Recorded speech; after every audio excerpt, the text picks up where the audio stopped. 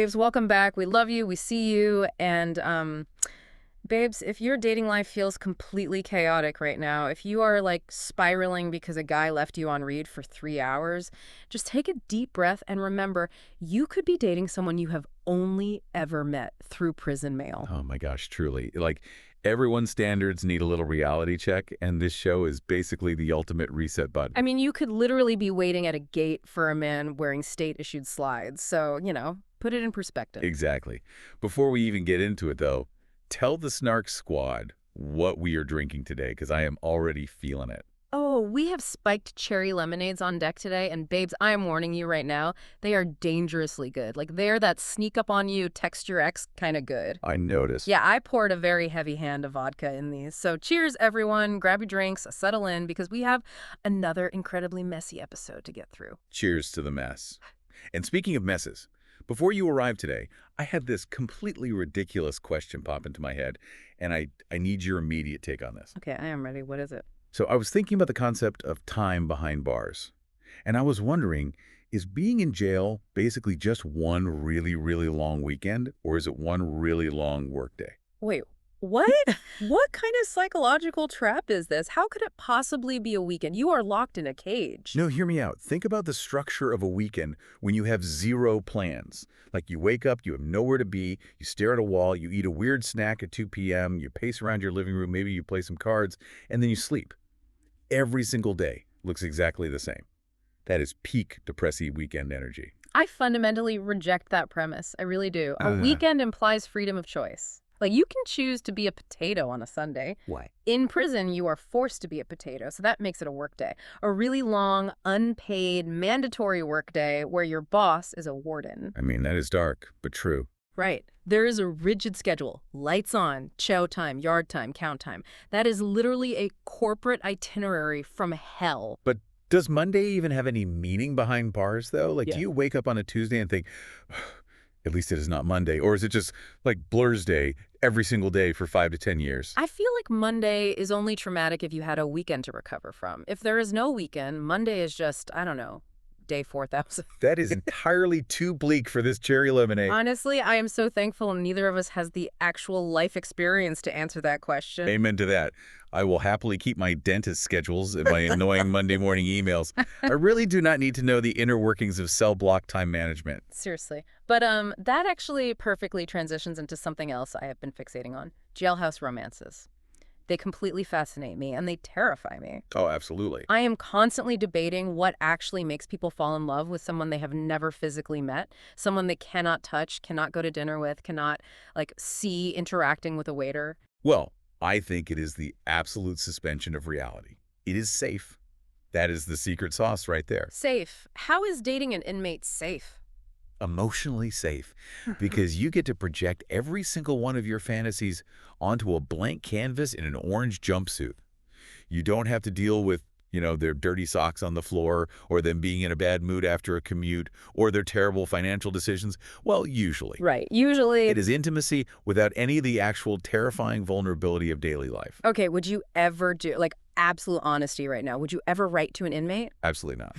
Well, probably not. I knew there was a probably. Okay, look, if it was like a white-collar crime and he embezzled billions and had it stashed in an offshore account and he just needed a pen pal to pass the time, maybe I am sending a letter. You are so bad. But a guy who robbed a gas station? No. What about you? You are way too empathetic. You would get destroyed. I would. Yeah. I know I would. I would accidentally become way too emotionally invested in someone's redemption story. I would read one letter about how he found God and learned to knit in the rec yard, and suddenly I'm setting up a GoFundMe for his legal fees.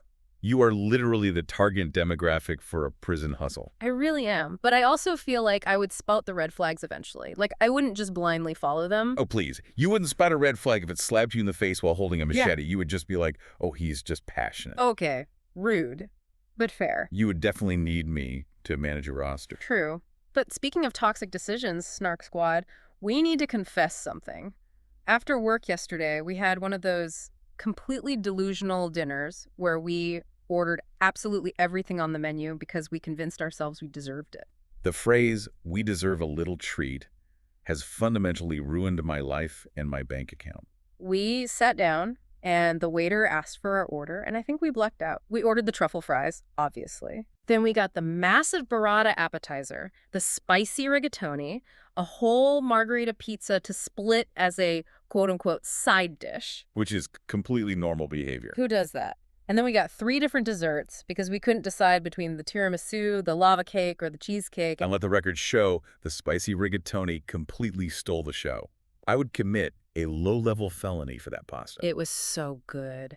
But the best part was that earlier in the day, we had a whole 20-minute conversation about our new healthy eating goals. We were talking about macro. I know, we were so serious about it. And the second that bread basket hit the table, we forgot every single word. Calories simply do not count when they are emotionally healing. That is a medical fact. Do not look it up. I support this science. Okay. Shifting from our food era to our book talk era, because we're still fully embracing it. I need an update. What are you reading right now? Okay, so I am currently reading the newest Colleen Hoover.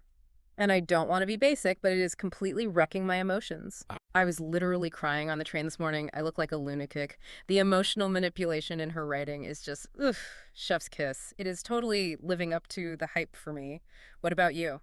I am reading that massive thriller everyone is screaming about. I won't name it because I am about to drag it. But I am 200 pages in, and I am bored out of my mind. Really? Everyone loves that one. The plot twist was obvious on page 12. I am starting to seriously debate whether book talk recommendations can actually be trusted or if people just like the aesthetic of the cover. You are such a hater. Sometimes a book is just a fun ride. You analyze everything like it is a crime scene. Well, someone has to have standards. Okay, whatever. But you know what actually exceeded my expectations? Cale Lowry's podcast tour. Can we give a huge shout out to Cale for absolutely killing it? Oh my gosh, yes. We went to her live show, and the energy was insane. It is so exciting seeing podcasters actually touring and bringing these communities together in real life. We had the best time. We are definitely going to share all the behind-the-scenes stories and our full experience in a future episode because there's way too much to unpack. But let me just put this into the universe right now. One day, we're going to have our own Snark Side tour. Yes. And the Snark Squad better be ready because we are coming to a city near you with spiked lemonades in hand. I am manifesting that right now. But Biggs, enough about our own questionable decisions and dreams. Let's get into the people making significantly worse ones on Love After Lockup. Yes, well. Season 7, Episode 14, No Crash Dummy. Where do we even begin? We have to begin with the finances.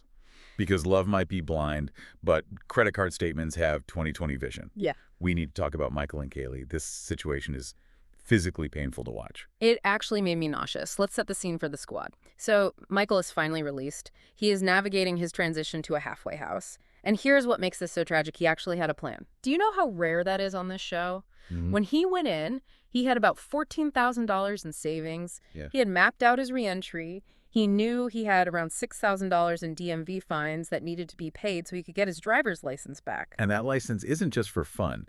It is the absolute linchpin of his entire post-release employment plan. Exactly. He has a guaranteed job lined up at an HVAC company owned by Pat, who is his mother Angel's boyfriend. It is a solid, actionable, realistic blueprint. He expects to walk out with zero debt, his fines paid by his wife using his savings, his license in hand, and ready to work. But instead, he walks out and discovers that his wife, Kaylee, has not only failed to pay the fines, she has completely detonated his entire financial existence. Detonated is the word. He finds out she has racked up $42,000 in credit card debt in his name while he was locked up. And out of his $13,000 savings, half of it's gone. Just vanished. I need to pause you right there because the sheer mechanics of this blow my mind. How do you rack up 42 grand in consumer debt when your husband is in a literal cage? What are you buying? Well, they gave us the bank statements on the show, and we have to talk about the coffee. The most shocking line item was that Kaylee was allegedly spending $1,200 a month just on coffee. Stop. Yeah. I refuse to accept this math. It is real. No, I'm pulling out my phone calculator right now. $1,200 divided by, let's say, 30 days in a month. That is $40 a day on coffee. It is unhinged. Assuming a ridiculously expensive $7 latte, she would have to be buying almost 6 lattes every single day. How does a human heart handle that much caffeine? Is she bathing in espresso? Is she funding a small independent cafe? Right. Is she buying coffee for her entire neighborhood? And it wasn't just coffee. Michael mentioned massive hauls from makeup stores, too. But I want to play devil's advocate here for a second. No, hear me out. Because I am trying to understand the why. When you look at financial infidelity of this magnitude, Yeah. especially when a partner is incarcerated, it is rarely just because they love lattes. I think it is a coping mechanism. Oh, here we go. The empathy defense. No, seriously. Yeah. Think about it sociologically. The partner on the outside is dealing with a profound emotional void. Their person is gone. The physical absence is heavy. Okay. So the act of going to a drive-through, handing over a card, getting a little treat, it triggers a dopamine hit. It is a way to feel in control. It is self-soothing. Maybe it's even a subconscious expression of resentment, like, you left me here to deal with life alone, so I'm going to comfort myself with your resources. Okay, I hear your pop psychology theory, but I completely disagree that we should give her any grace for this. You don't think it's coping? Sending someone's savings while they are locked in a cell is like quietly disassembling a lifeboat while the captain is stranded on an island. You are taking away the literal only tool he has to survive the journey back to society. It is not a coping mechanism. It is peak selfishness. Okay, that lifeboat analogy is actually terrifyingly accurate, and it gets worse because he finds out at the DMV window that he still owes a massive chunk of money, which effectively blocks him from getting that HVAC job because Pat told him point blank, I can't put you in a company truck without a license. Yep. One broken promise from Kaylee has completely halted his ability to reintegrate. It is the domino effect of financial ruin. And Kaylee tries to blame her mother. In the episode, she admits that her relationship with money, this habit of spending on what she literally calls stupid things, is something she picked up from her mother, Lori, which explains why Michael kicked Lori out of their house. The tension between Michael's mother, Angel, and Kaylee's mother, Lori, is a whole separate layer of chaos. But Michael says it best. He says, I was supposed to walk out clean and clear. Now I am starting backwards. It is devastating. Devastating, yes. But if we're talking about treating relationships like a financial transaction, we have to pivot to our next couple, Rich and Felicia. Oh my gosh, yes. Because while Kaylee is out here hiding debt, Felicia is running a literal Fortune 500 prison startup. Honestly, you have to almost respect the absolute ruthless hustle if it wasn't so incredibly manipulative. Felicia reveals that while she was incarcerated, she had a roster of over 20 male pen pals. 20! Wait, let's break down the logistics of this, because I am fascinated by the operational management. She didn't just casually write letters. She employed a friend on the outside to act as her manager, and she had an assistant. An assistant. What does an assistant for a prison romance scammer even do? Do they update a spreadsheet? Like, okay, Felicia, it is Tuesday. Time to tell Gary from Ohio that you need commissary for tampons. They literally manage the men and the money flow. She says on the show, I am booked every hour on the hour. It is definitely a business. I have people in position in the free world. She commodified emotional connection. That is exactly what it is. In the high-stakes, deeply deprived environment of prison, Felicia recognized that hope and the illusion of intimacy were the most valuable currencies on the yard. She turned romantic potential into an organization for her own survival. But the conflict is that now she is out and she is with Rich. And Rich has a very specific traditional worldview. He expects what he calls Sicilian gender roles. The husband is the protector, the provider, the one who handles the bills. Right. But he is drawing a hard line.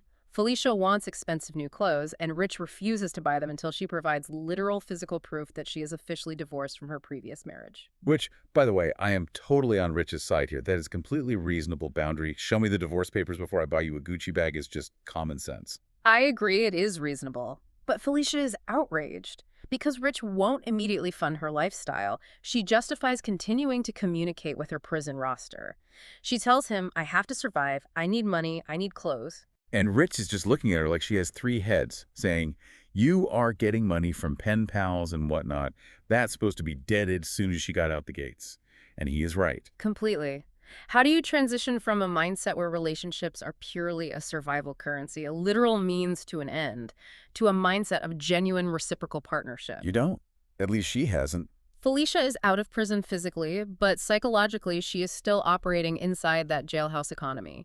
She views Rich not as a partner, but as just another financier.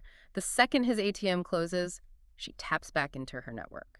It is toxic. But as crazy as hiding $42,000 or running a 20-man roster is, at least they were just hiding money and motives. We have to talk about Damon, because Damon is out here hiding entire human beings. Oh my God, the Damon, Bonita, and Goddess situation. This is a masterclass in chaotic, self-destructive behavior. Damon is currently juggling a fiancée, Bonita, who he has a young daughter with, and a girlfriend who goes by Goddess or Gigi. And neither of these women has any idea the other one exists. And we got the greatest linguistic gift of the season from Damon. He is explaining his grand plan for these women, and due to what has to be a transcription error, or just him being an absolute idiot, he claims he wants to lead both women in a pirate leadership. I lost my mind. Pirate leadership. He clearly meant polyamorous relationship. Obviously. But honestly, pirate leadership is incredibly accurate. What is his plan? Mutiny. Yeah. Making Bonita walk the plank is completely lawless, reckless, and heading straight for the rocks. Absolute pirate behavior. Let's talk about the timeline of his first day out, because it is an absolute train wreck. Damon claims he has a severe toothache. Bonita, trying to be the supportive, loving fiancé, gets him an Uber to urgent care. Which is so nice of her. Right. He then somehow manipulates the situation to get Bonita's car, and he completely ghosted her on day one for hours. Yeah. Radio silence. And this is where we see the intense physiological reaction to betrayal. Bonita's intuition goes into absolute overdrive. Yes. The way she describes it is so visceral and real. She says her stomach feels like 6 flats going down a roller coaster. That is such a specific, panic-inducing image. Her body knows something is horribly wrong before her brain even has the evidence. You don't get a stomach drop like that unless your subconscious is screaming at you. She doesn't just feel anxious. She goes full FBI investigator. She calls Damon's mother, Nikita. And Nikita completely fumbles the cover. Oh, she fumbled it so bad. Bonita asks about the car, and Nikita starts stuttering, bringing up random oil changes and getting another car, and Bonita instantly reads through it. She knows the mother is covering for the son, which leads to the moment that broke the internet. The cake punch. In a fit of absolute rage and frustration, Bonita punches a cake. Just full fist destroys a baked good. People online were lamenting the tragic waste of a perfectly good cake, saying she should have saved a slice first. But I get it. What else are you supposed to do with that explosive energy? I support the cake punch.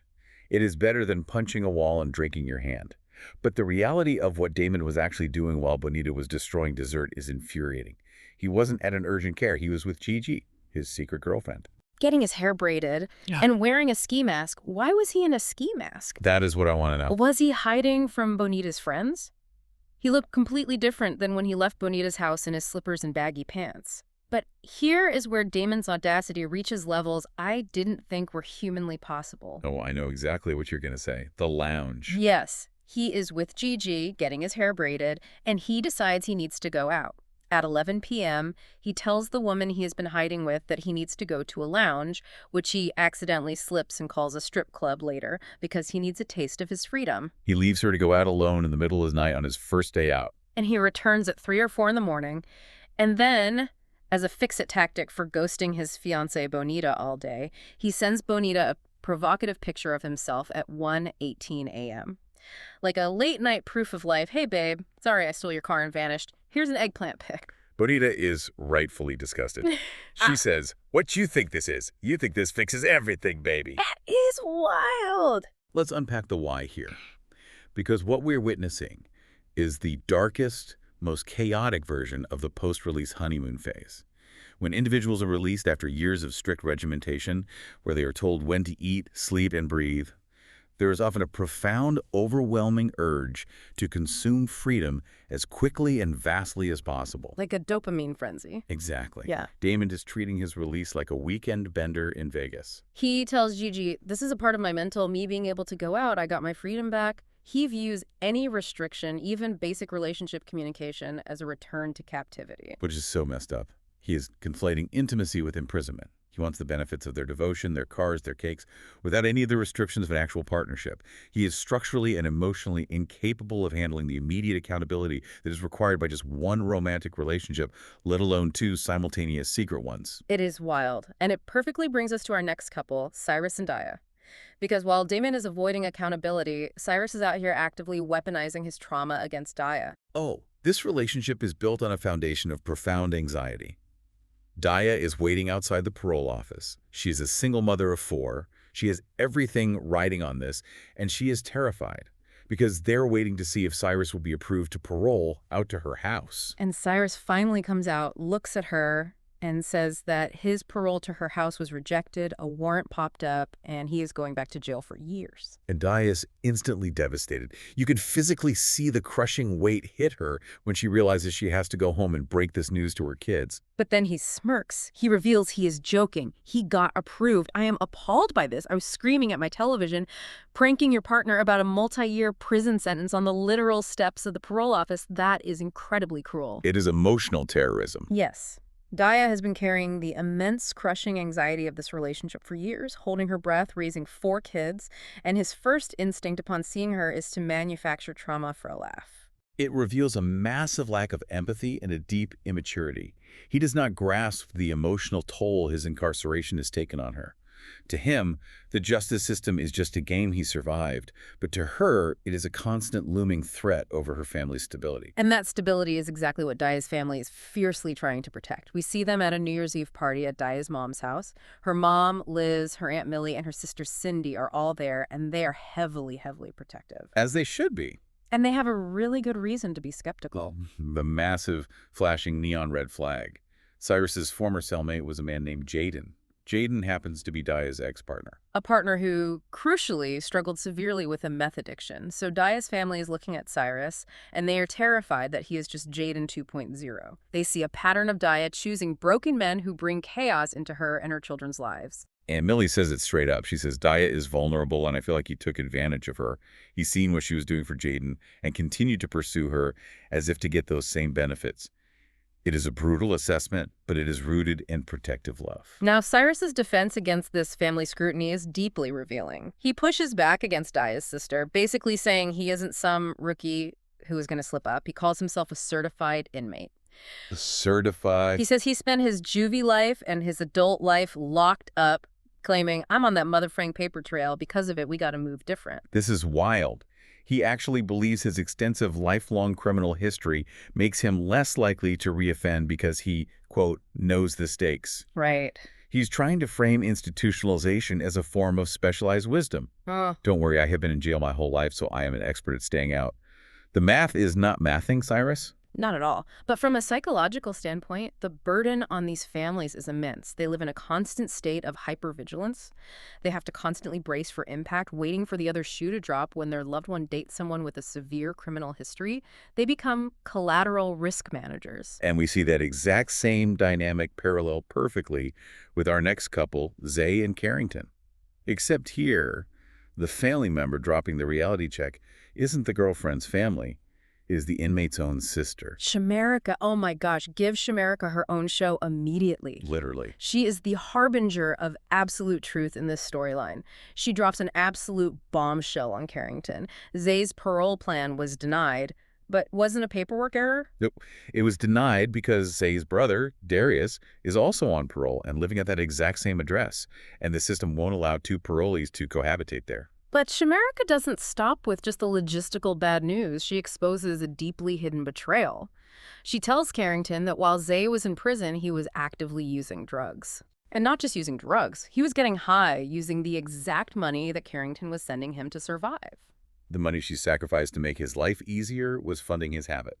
In the highly insulated, fantasy-driven world of prison romance, the family members on the outside are frequently the only ones holding the objective truth. They act as the designated reality anchors. Shamerica refused to let Carrington continue to live in a financially and emotionally ruinous fantasy. It is tough love in its most raw form. It really is. But you know, not all the drama on this show comes from infidelity or lies or hidden drug use. Sometimes the most heartbreaking moments come directly from the unforgiving bureaucratic structure of the justice system itself. And that brings us to Brady and Kirsten. This is where the narrative shifts from interpersonal trash TV drama to real systemic friction. Brady's release is supposed to be this joyous occasion, but it is immediately fraught with tension.